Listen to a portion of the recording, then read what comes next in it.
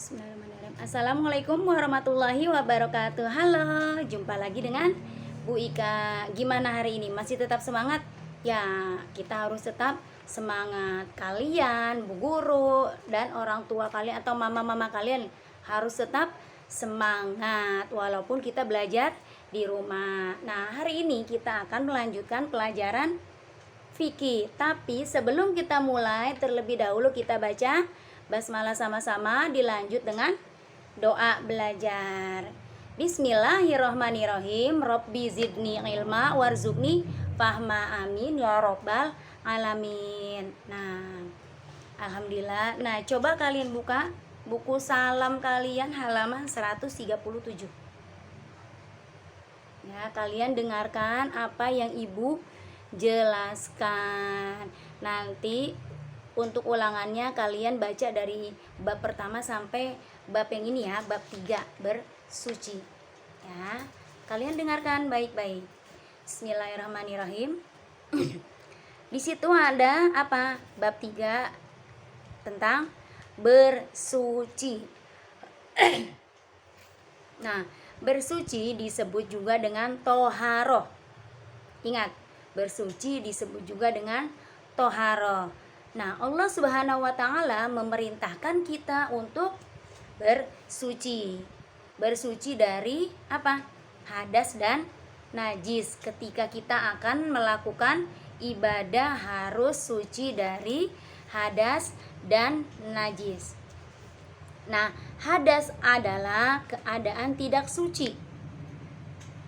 Ya, hadas adalah keadaan tidak suci.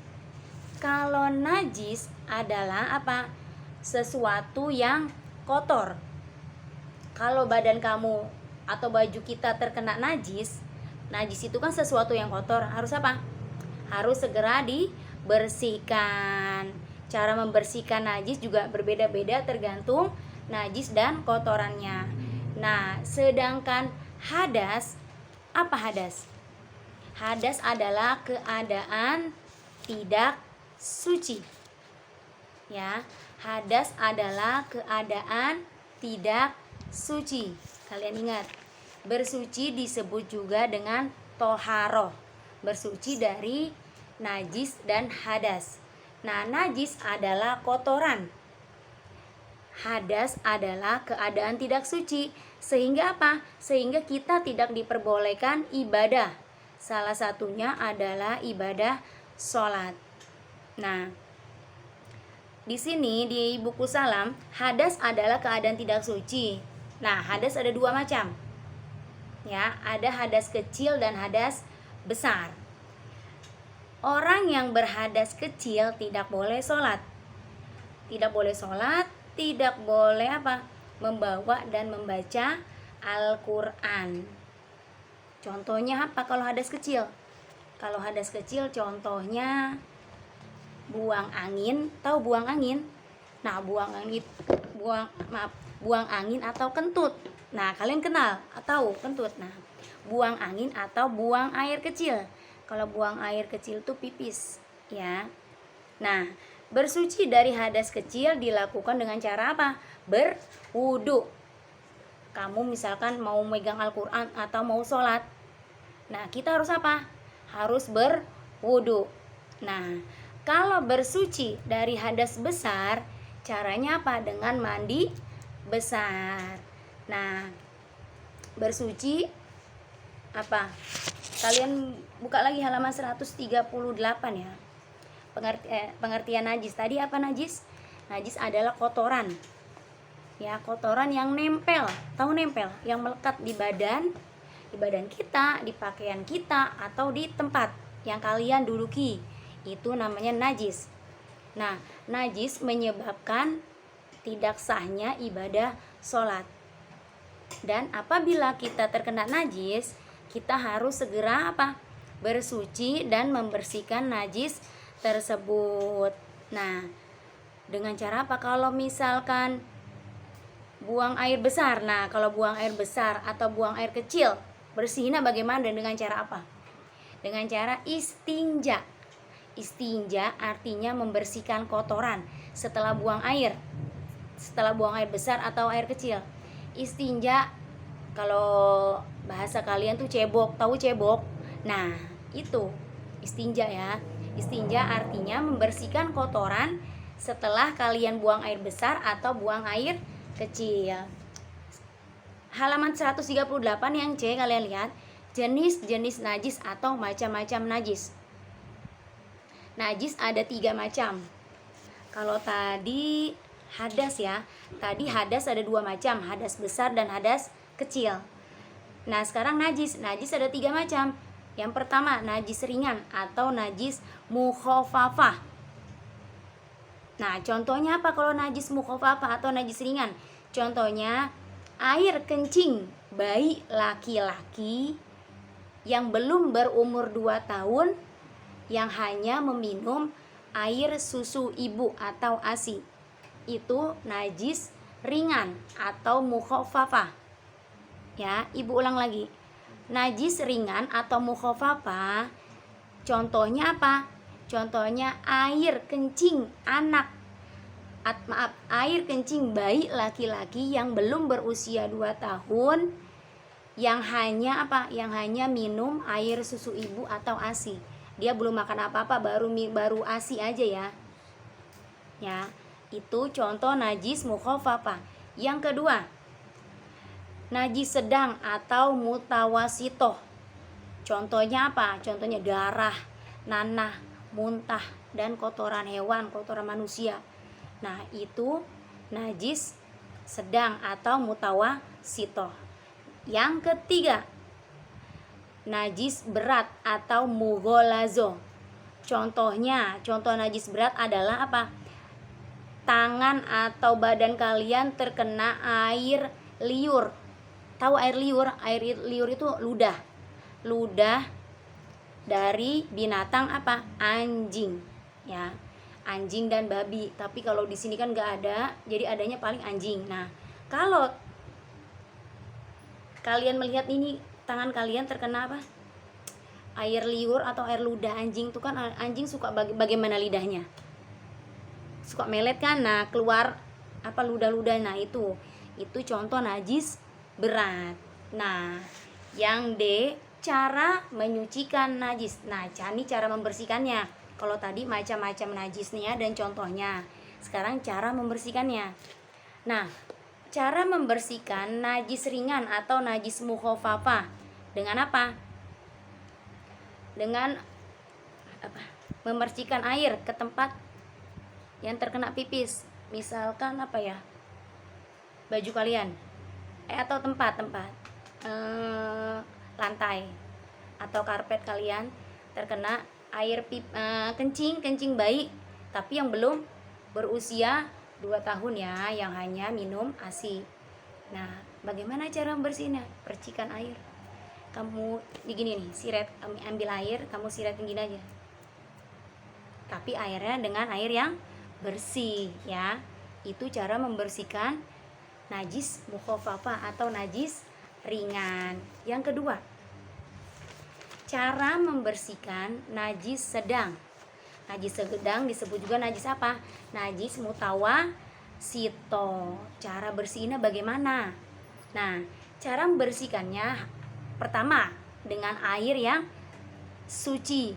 Kalian bersihkan sampai hilang bau, rasa dan warnanya. Nih contohnya darah, nanah, kotoran hewan, muntah. Misalkan muntah nih, kalian muntah. Nah, bagaimana cara membersihnya? Kamu ambil air, kamu bersihin sampai baunya hilang, sampai rasanya hilang, dan pokoknya sampai benar-benar bersih tuh warnanya, baunya dan rasanya. Itu najis sedang atau mutawasito. Yang ketiga, cara membersihkan najis berat atau najis mughalazo. Contohnya apa sih? Tadi air liur, binatang, anjing. Bersihnya bagaimana? Dibersihkan dengan air suci 7 kali, yang salah satunya dicampur dengan tanah. Ya. Ya, yang tadi cara membersihkan najis berat dengan apa? dengan air sebanyak 7 kali yang salah satunya dicampur dengan tanah. Kalian ambil air, kalian 7 kali. Yang terakhir boleh, yang terakhir apa? Dicampur, airnya dicampur dengan tanah, ya. Itu cara membersihkan najis berat atau najis mughallazo. Nah, itulah materi kita hari ini tentang bersuci atau apa? Toharoh. Nah, sekarang manfaat bersuci apa sih? Manfaatnya apa? Bersuci sangat bermanfaat. Pertama, menjaga kesehatan. Yang kedua, menjaga kebersihan. Kalau kesehatan, karena bersuci apa? Membersihkan badan kita dari kotoran, najis, dan sebagainya. Itu apa? Akan membuat badan kita sehat. Yang kedua, menjaga kebersihan. Kita jadi apa? Badan kita selalu bersih, dengan wudhu badan kita selalu bersih. Yang ketiga, terhindar dari penyakit, terutama penyakit apa? Kulit, gatel-gatel, terus apa? Kayak koreng atau apa. Nah, itu. Yang keempat, mengajarkan kita untuk hidup selalu bersih, ya. Buang sampah ya, jangan sembarangan. Mandi berapa kali sehari mandi? Terus baju yang kotor naruhnya di mana? Terus kalau baju udah kotor harus kita apain? Nah, agar apa? Badan kita apa? Sehat, nyaman. Nah, itu manfaat dari bersuci. Nah, sampai di sini dulu materi kita hari ini. Ibu ulang lagi tentang bersuci, ya. Pertama, bersuci artinya bersuci disebut juga atau toharoh. Nah, bersuci dari apa? Dari hadas. Hadas ada 2. Hadas besar dan hadas kecil. Hadas adalah apa? Hadas adalah sesuatu atau keadaan tidak suci yang apa? Sehingga kita tidak diperbolehkan untuk melakukan ibadah seperti ibadah sholat, terus membawa dan membaca Al-Quran. Itu hadas. Hadas ada 2 macam, hadas besar dan hadas kecil. Cara membersihkan hadas besar dan hadas kecil yaitu dengan cara istinja. Apa istinja? Istinja atau cebok.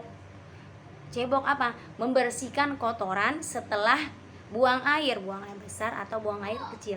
Itu hadas. Najis. Najis adalah kotoran.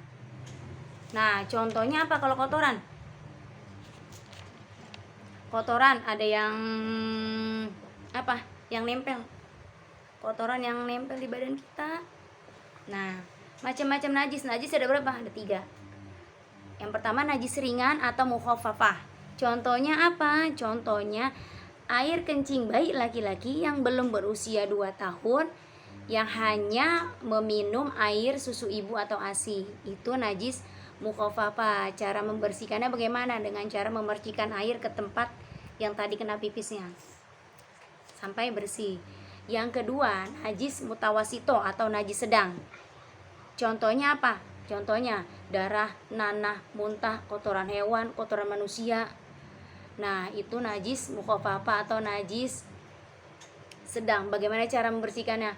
Bersihkan dengan air yang suci, air yang bersih sampai hilang baunya, rasanya, dan warnanya.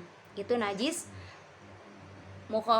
itu najis sedang atau mutawasito. Yang terakhir 3, najis berat atau mughallazo. Contohnya apa?